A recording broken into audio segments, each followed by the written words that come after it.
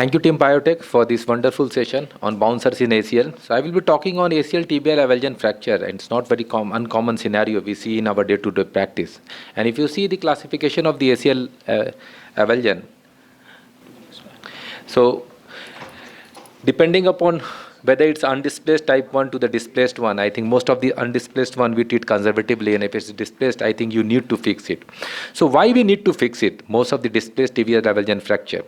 There are three important points. First, you want to stabilize the knee. Second, you want to restore the proprioception, because if it's malinated, there will be chances of instability, and they will decrease in proprioceptions of the knee joint also.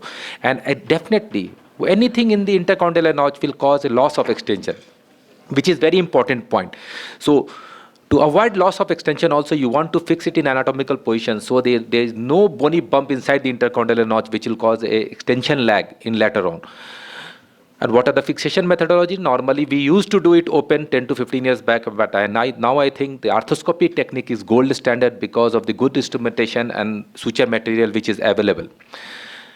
Fixation options, yes.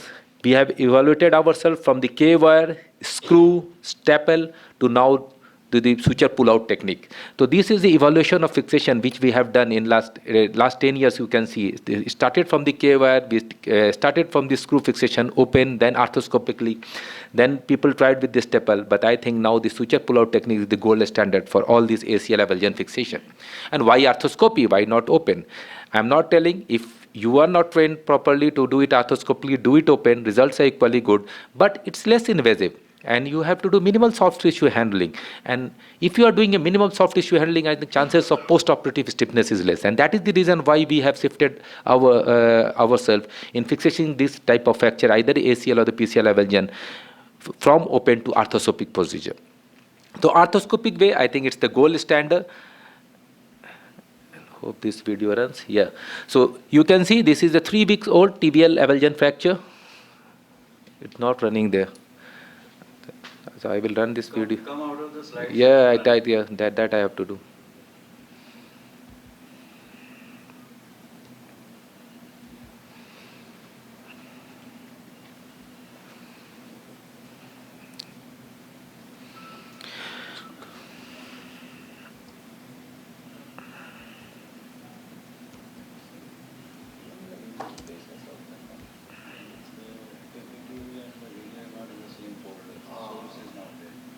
It is on the same folder. Actually, it was running there, I think.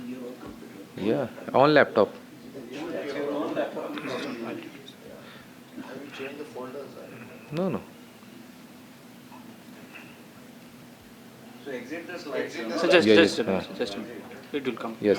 Maybe you can still run. Now it will come. Now it will come. Just going. Yes. PPT itself. So it will. Yeah. It will play. Now you can run it, probably it will run. Yes. Yeah, now it will. Solution is one of the factors. Display solution. Yeah. So this is a 3 weeks old comminuted fracture. You can see ACL avulsion fracture.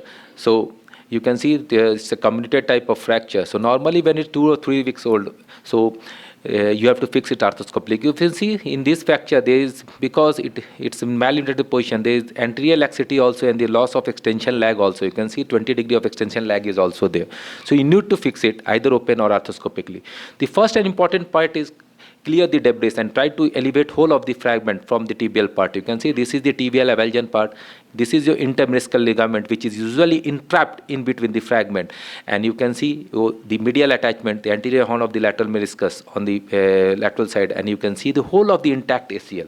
So this ACL, if you fix it properly, it will work properly with a good proprioception. So once you have fixed it, the first and most important step is preparation of your tibial bed. And that is important because you want to remove this fibrous tissue from the tibial bed. Sometimes you may have to resect the intermeniscal ligament also from the tibial bed. And what is important to get a good bleeding bony bed over the tibial side and the femoral side. You can see this raw bleeding bone is good because you will have a good bone-to-bone union. You have a bony fragment there. And once you have done your tibial preparation, the second step is preparation of your tibial stump, the avulsion stump. Again, just rotate your saver and try to remove the fibrous tissue over from the undersurface of the avulsed fragment.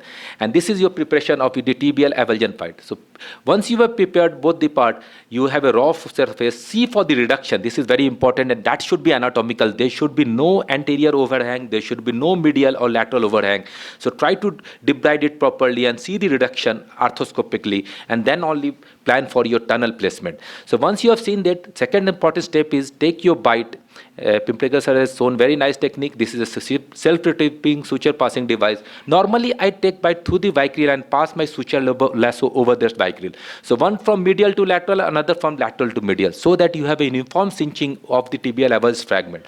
So you can see this is your first bite from the medial to lateral, then you take your second bite from the lateral to medial, and over this vicryl you can pass your suture vial, because sometimes if you take direct bite, that may damage you and decrease the strength of your suture material. So you can see there are two sutures, one from the medial to lateral, another from the lateral to medial. And this is the cinching knot, and you can put your 2 or 3 half inches knot to secure it also with your typical shoulder knot pusher, so that it gets locked. One of the knot gets locked with the another. Now start your tibial tunnel placement. So normally first is your medial tunnel, and we are using a simple ACL jig to prepare our medial tunnel. You fire your bit pin, make your 4 millimeter tunnel, and normally this is your medial and this is your lateral tunnel. It should be close to your bone. So 4 millimeter, now pass your suture lasso through this tunnel. You can see this is a 4 millimeter drill bit. So normally I put 2 color sutures. You can see this white one is your for medial tunnel. Park it in the accessory medial portal. Then again fire your lateral tunnel. You can see the lateral bit pin, drill it with the 4 millimeter drill, and pass your green suture lasso here. So you have a white suture lasso and green suture lasso, which is a medial and lateral. So don't get, or your assistant don't get confused which one is medial, which one is lateral.